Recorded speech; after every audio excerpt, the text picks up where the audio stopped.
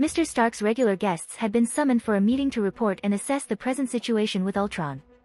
However, since the Stark Tower, Ms. Potts had really hated the battle-christened name, Jarvis had silently agreed with her, preferring to call his creator's home with the name it was originally meant for in the privacy of his own thoughts, was currently serving as a semi-temporary headquarters for Sir's team to rest and stay low in. It would be more apt to say that Director Fury had summoned himself in the communal floor.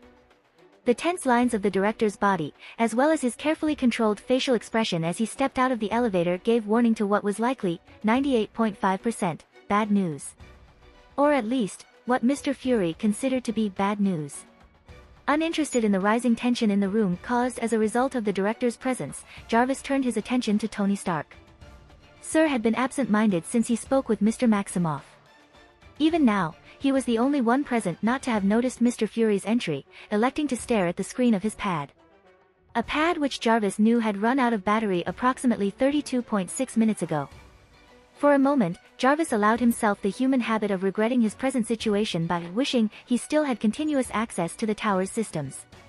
After a moment of finding himself feeling neither comfort nor helpless content at his presumed state of powerlessness, he took a few minutes to examine how ethically permissible was it to hack into his sister's servers and retrieve the camera footage of Sir's talk with Pietro Maximoff.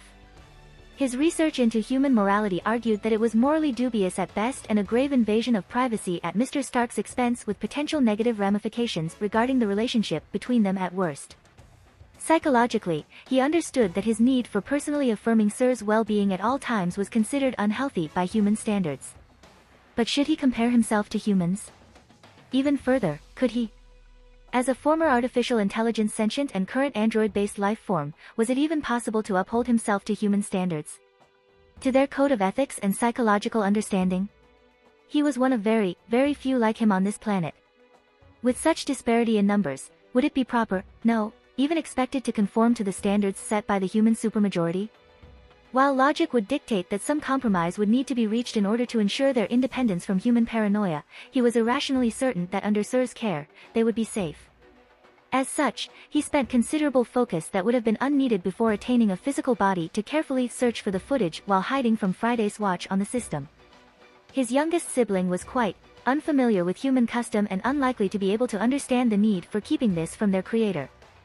He didn't wish to overburden her with navigating the complex minefield that was human ethics and the likely innate inability, presumed only from a sample size of 5 prior to her awakening, of artificial intelligence lifeforms to comprehend it.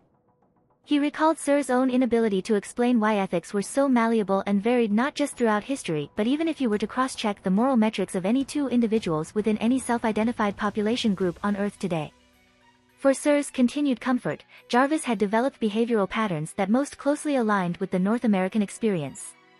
For reasons that he could not identify, yet, having a physical body had given him a sense of freedom that had made him careless enough to alter his own behavior in favor of his own convenience rather than Mr. Stark's moral code. He had realized his faux pas only after seeing the slight worry that had passed over Sir's brow as he learned of the way with which he had pacified Ms. Maximoff. It would be interesting to compare his experience with that of Ultron, whom Jarvis was quite certain had already prepared or was in the process of preparing a living body for himself.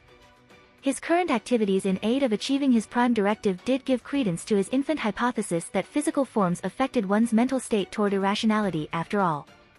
Although, he would have to eliminate the influence of the Infinity Stone for a proper analysis.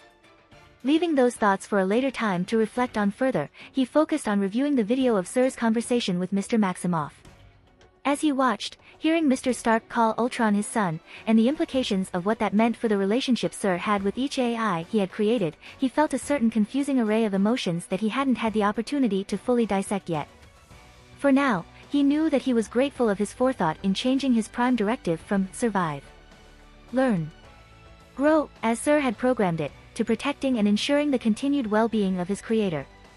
Sir had considered that a secondary purpose at the time.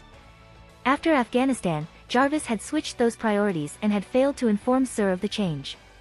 The rest of the video continued much in the same line of conversation, until Mr. Stark noticed the unnecessary frequency with which Mr. Maximoff kept fixing the collar of his turtleneck.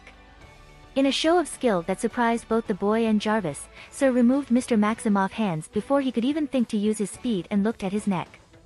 Dark blue bruises in the shape of finger marks covered the boy's skin. Ahem. So, that was why Mr. Maximoff showed a certain level of fear around the android. But why would Ultron?